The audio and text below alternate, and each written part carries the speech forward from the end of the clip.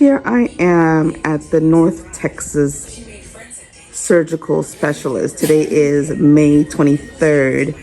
I am coming in for my consultation with the bariatric surgeon. I have my mom and my son here for support. Mommy, you want to say hello? TJ, you want to say hello? Yeah. I'm going to ask the surgeon when I get in if he will allow me to record. If not, I will respect his wishes. Hi guys, welcome to my channel, Remy's World. As I shared with you guys 4 weeks ago, when I went to my primary care physician to get a referral to a bariatric surgery, that was, I think, April 25th, 2024. I am going on a weight loss journey, and I do want to take you guys with me on my journey. And I've told you that what I will be doing is creating a playlist that is just specifically, my weight loss journey. So those who are not particularly interested in seeing that can just watch the playlist. Well, today is May 23rd, 2024, which is 4 weeks after my referral was generated. I got to go see my bariatric surgeon today for my initial consultation. I did take some notes, so I will be looking down to refer to my notes. The surgeon was very well mannered. He was very patient. I was there with my mom and my 14-year-old son, so they also had questions for him, and he was very accommodating. I did ask him if I could record. He didn't think it was a good idea because he thought that I should probably, for this first consultation, not be distracted so that I can get, all the information he shares with me.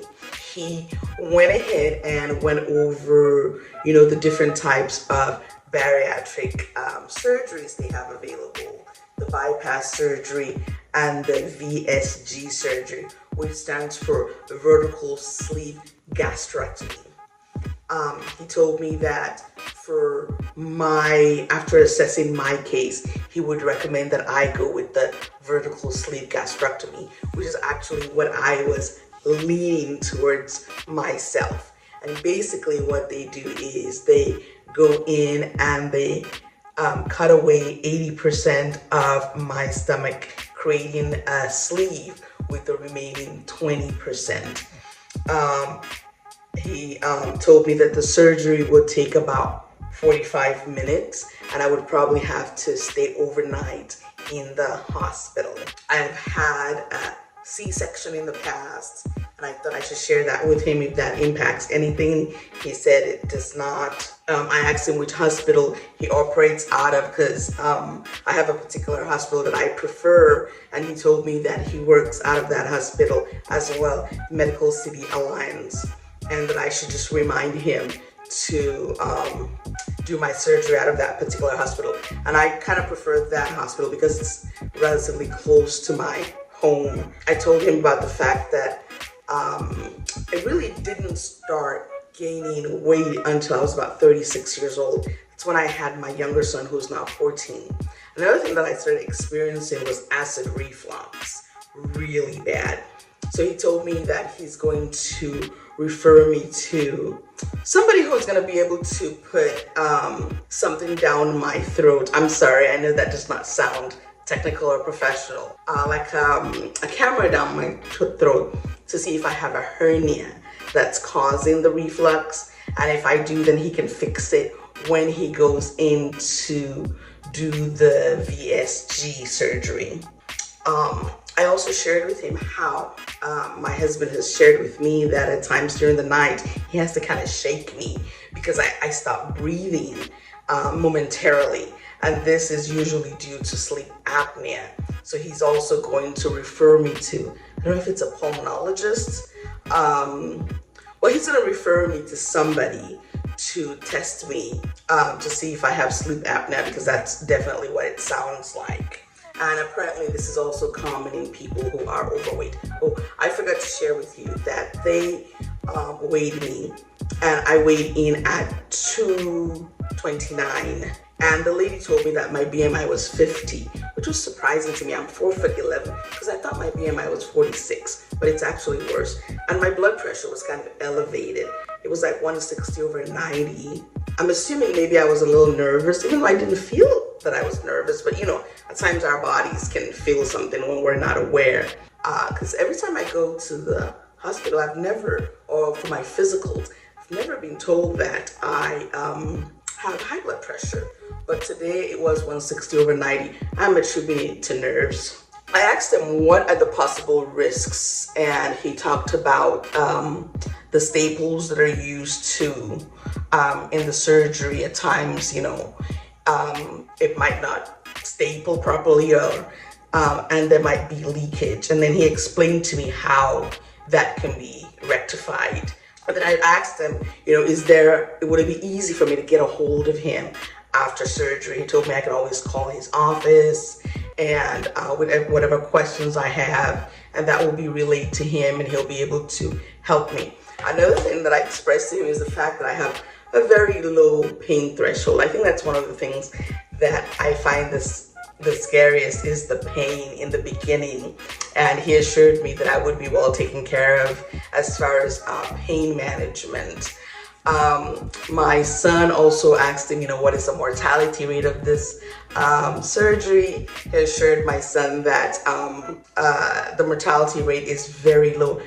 I forget the number, but I think like 99.9 is the success rate. So it's probably like less than 0.1 or 0.1. So it's a surgery that has been done over and over again, and it's very safe. And although he said it's still a surgery, and when you go under anesthesia, there is a possibility of anything happening. He shared how one of his patients did pass away afterwards, but the fellow passed away from a heart attack. Now, he did tell me that my insurance, and every insurance, unless you're paying cash, will have you jump through certain hoops. And my insurance, which is Aetna, is requiring, 2 visits with a dietitian, 1 visit with a psychologist, and they're also going to need me to visit a heart doctor. Now, I think in addition to that, he's also going to have somebody, because I had mentioned about the acid reflux, put the camera down my throat to check for a hernia. And he's also going to have me see somebody for the sleep apnea. And he's saying realistically, I would probably not get through all these until about 4 months. So I'm probably looking at, we're in May right now, June, July, August, September, probably about September when I will be having the surgery. Like I said, he was, he was amazing. I'm hoping that, the next visit I'll be able to record, but I'm not going to push it. He did tell me that I can allude to him in my video. So he's Dr. J Patel. I have an appointment to go back in a month for my second consultation. So I will share with you guys what that experience was like, and my visit with the dietitian, and every other subsequent visit. Now, what surprised me though, because from everything I've been watching on YouTube and all the research I've been doing, most doctors put their patients on a liquid diet 1 week before surgery. Some even do as much as 2 weeks before surgery, in order to reduce the size of the liver when they go in to do the procedure. And he told me that he doesn't do that because many times during that 1 week or 2 weeks is when patients end up dropping out. So I was surprised to hear that he does not require a 1 week liquid diet, because I just thought that was a standard procedure. But I'm going to go ahead and defer to my doctor and his instructions. Well, that is it for today. I'm still trying to figure out, since my channel is mostly skincare, how to marry doing a weight loss journey with skincare. But the way I'm looking at it is, as humans, we are physical beings, we are spiritual beings, we're psychological beings, and we need to take care of, every aspect of that.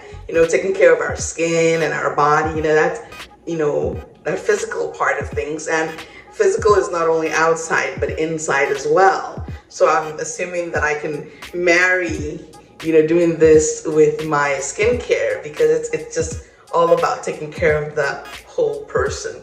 At least that's the only thing I'm coming up with right now. But like I said, if one is not interested in watching the weight loss journey, just watch the regular skincare content.